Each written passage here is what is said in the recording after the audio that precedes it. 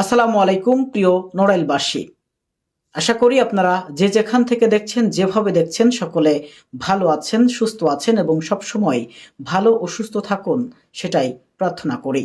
এই মুহূর্তে আমি আব্দুল হামিদ শেখ যুক্ত আছি IBN 9BDর ফেসবুক পেজ এবং ইউটিউব চ্যানেলের মাধ্যমে আপনাদের সাথে, এবং আপনারা আমাকে দেখতে পাচ্ছেন সরাসরি এবং আমাকে দেখার জন্য এবং আজকের এই আলোচ্য বিষয় সম্পর্কে জানার জন্য আগ্রহ প্রকাশ করার জন্য আপনাদের IBN 9BDর পক্ষ থেকে জানাই আন্তরিক শুভেচ্ছা ও অভিনন্দন।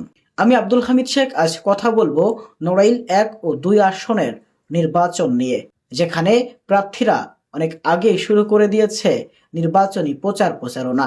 আমরা সকলেই জানি নড়াইল 1 ও 2 আসনে হেভিওয়েট কয়েকজন প্রার্থী রয়েছে, যাদের মধ্যে যে কেউ নির্বাচিত হতে পারে যে কোনোভাবে, যাদের রয়েছে যোগ্যতা, যাদের রয়েছে জনপ্রিয়তা, যাদের রয়েছে সৎ সাহস। কথা বলবো এমন কিছু প্রার্থীকে নিয়ে এবং নড়াইল 1 ও 2 আসনে কারা নির্বাচিত হওয়ার মতো তাদেরকে নিয়ে। তবে আজকের আলোচনা খুবই কম সময় হবে এবং শর্ট টাইমে শেষ করার চেষ্টা করবো ইনশাআল্লাহ। এবং আমার আজকের এই আলোচনার মধ্য দিয়ে কেউ যদি কোনো প্রকার কষ্ট পেয়ে থাকেন তাহলে ক্ষমা সুন্দর দৃষ্টিতে দেখবেন, কারণ আমি আপনাদের সন্তান, আপনাদের ভাই, আর মানুষ মাত্রই ভুল। যাই হোক, আলোচনা শুরু করা যাক। আমরা জানি নড়াইল সহ গোটা বাংলাদেশে শুরু হয়েছে ত্রয়োদশ জাতীয় সংসদ নির্বাচনের আনুষ্ঠানিকতা। 12 ফেব্রুয়ারি যদি কোনো প্রকার ঝামেলা ঝঞ্ঝাট না হয় তাহলে অনুষ্ঠিত হয়ে যাবে ত্রয়োদশ জাতীয় সংসদ নির্বাচন। এবং এই ত্রয়োদশ জাতীয় সংসদ নির্বাচনে জেলা উপজেলা থেকে বিভিন্ন প্রান্ত থেকে অংশগ্রহণ করবে হাজার হাজার প্রার্থী, যার মধ্যে জয়লাভ করবে 300 জন। তেমনই একটি জায়গা নড়াইল, যেখানে রয়েছে 2টি আসন এবং এই 2টি আসনের মধ্যে থেকেই 2 জন মানুষ যাবে জাতীয় সংসদ ভবনে, কথা বলবে নড়াইলের হয়ে, বিভিন্ন সময় বিভিন্ন উন্নয়ন বয়ে আনবে নড়াইলের দিকে। এখন কথা হচ্ছে সেই মানুষ আসলে কারা, কোন 2 জন যেতে যাচ্ছে আগামী 5 বছরের জন্য জাতীয় সংসদ ভবনে নড়াইলের পক্ষে কথা বলতে। তাহলে শুরু করি, কারা হতে পারে সেই সম্ভাব্য প্রার্থীগুলো। সব থেকে জনপ্রিয় প্রার্থী নড়াইল 1-এ 2 জন, যাদের ধারের কাছেও নেই কেউ। এটা একেবারে সৎ থেকে একেবারে সত্যি কথা বলছি।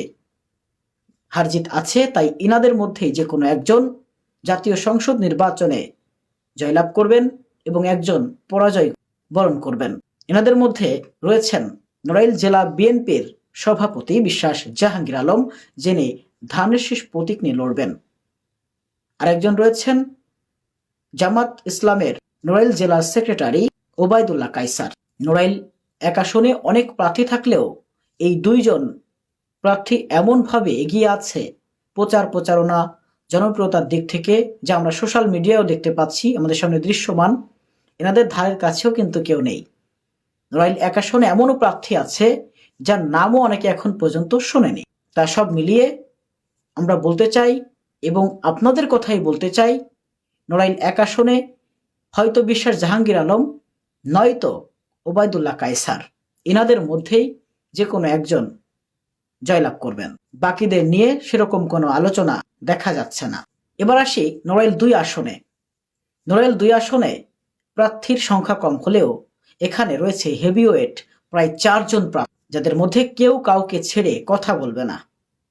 তবে এর মধ্যে রয়েছে 2 জন প্রার্থী বা 3 জন প্রার্থী সব থেকে বেশি এগিয়ে থাকার কারণ, প্রথমে আমরা দেখেছি নড়াইল 2 আসনে বিএনপি থেকে মনোনয়ন দেওয়া হয়েছিল নড়াইল জেলা বিএনপির সাধারণ সম্পাদক মনিরুল ইসলামকে।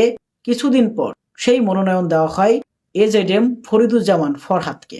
এর মানে হচ্ছে ধানের শীষের কাণ্ডারি এই মুহূর্তে AZM ফরিদুজ্জামান। এবং আমরা দেখেছি বিএনপি থেকে মনোনয়ন না পাওয়ার পরেও নির্বাচনে অংশগ্রহণ করছেন মনিরুল ইসলাম, যার প্রতীক অলরেডি চলে এসেছে। সম্ভবত কলস প্রতীক নিয়ে তিনি লড়বেন। এক কথায় স্বতন্ত্র প্রার্থী। এই 2 জন প্রার্থীর জনপ্রিয়তা ভাগ হয়েছে মানে যেখানে বিএনপির সবাই একজনকে ভোট দিত, সেখানে 2 জন হওয়ার কারণে স্বতন্ত্র প্রার্থী হলেও এখন পর্যন্ত মনিরুল ইসলামের সাথে অনেককেই কিন্তু দেখা যাচ্ছে। তবে শোনা যাচ্ছে বাংলাদেশের বিভিন্ন জায়গায় বিএনপির চেয়ারম্যান তারেক রহমানের নির্দেশে অনেকেই স্বতন্ত্র প্রার্থী থেকে সরে যাচ্ছেন। সরে গিয়ে বিএনপি থেকে যাকে মনোনয়ন দেওয়া হয়েছে তার পক্ষে কাজ শুরু করেছেন। তা যদি নড়াইলে এমনটা ঘটে, যদি মনিরুল ইসলাম কোনোভাবে সরে যান, তাহলে কিন্তু এডেজেম ফরিদুজ্জামান ফরহাদের জন্য নির্বাচন অনেক সহজ হয়ে যাবে। যদি এটা না হয়, তাহলে এখানে জটিল সমীকরণ রয়েছে। এখানে আরেকজন জনপ্রিয় প্রার্থী রয়েছে জামাতের, তিনি হচ্ছে আতাউর রহমান বাচ্চু। আমরা সোশ্যাল মিডিয়ায় দেখতে পাচ্ছি এই তিনজন প্রার্থীকে নিয়ে কিন্তু অনেক আলোচনা হচ্ছে এবং এনাদেরকে কিন্তু অনেকটা এগিয়ে রাখা হয়েছে। এনাদের মধ্যে যে কেউ জিততে পারে। এর মধ্যে আরও একজন প্রার্থী রয়েছেন, যিনি বাংলাদেশ গণ অধিকার পরিষদের প্রার্থী, জাতীয় সাংবাদিক সংস্থার চেয়ারম্যান লায়ন মোহাম্মদ নূর ইসলাম। তিনিও কিন্তু অনেকটাই এগিয়ে আছে বলতে হবে। তা সব মিলিয়ে নড়াইল 2 আসনে নির্বাচনটা একটু ব্যতিক্রমী হবে এবং এখানে এই 4 জনের মধ্যে যে কেউ নির্বাচিত হতে পারে, সম্ভাবনা রয়েছে। তবে আমরা এই মুহূর্তে যাদেরকে সব থেকে বেশি আলোচনার কেন্দ্রবিন্দুতে দেখছি এবং জনপ্রিয় ভাবছি, তারা হলেন এডেজেম ফরিদুজ্জামান ফরহাদ, মনিরুল ইসলাম, আতাউর রহমান বাচ্চু, লায়ন মোহাম্মদ নূর ইসলাম। এনাদের মধ্যে যে কেউ নড়াইল 2 আসনের সংসদ সদস্য পদপ্রার্থী হিসাবে নির্বাচনে অংশগ্রহণ করার ফলে নির্বাচিত হতে পারেন। এবং বাকিদের কথা আসলে বলা যাচ্ছে না, তারা কোন পর্যায়ে যাবেন বা তাদের নিয়ে এরকম কোনো আলোচনা সমালোচনা কোনো কিছুই শোনা যাচ্ছে না। তবে জামাত এবং বিএনপির মধ্যে কন্টেস্ট হওয়ার সম্ভাবনা রয়েছে যদি মনিরুল ইসলাম সরে যান নির্বাচন থেকে। তবে নড়াইল 2 আসনের ভোটারদের কাছে জানতে চেয়ে বিদায় নিচ্ছি, মনিরুল ইসলাম কি শেষ পর্যন্ত সরবে নাকি তিনি নির্বাচন শেষ পর্যন্ত করে জয়লাভ করবে? আপনাদের কাছে যদি এর সদুত্তর থাকে তাহলে দিয়ে যাবেন ইনশাআল্লাহ। সকলে ভালো থাকুন, সুস্থ থাকুন। আমার আজকের আলোচনায় যদি কোনো প্রকার ভুল ত্রুটি থেকে থাকে তাহলে নিজ গুণে ক্ষমা করে দিবেন। আবারও দেখা হবে খুব শীঘ্রই অন্য কোনো বিষয় নিয়ে। আমি আব্দুল হামিদ শেখ আজ এখানেই বিদায় নিচ্ছি। আল্লাহ হাফেজ। আসসালামু আলাইকুম।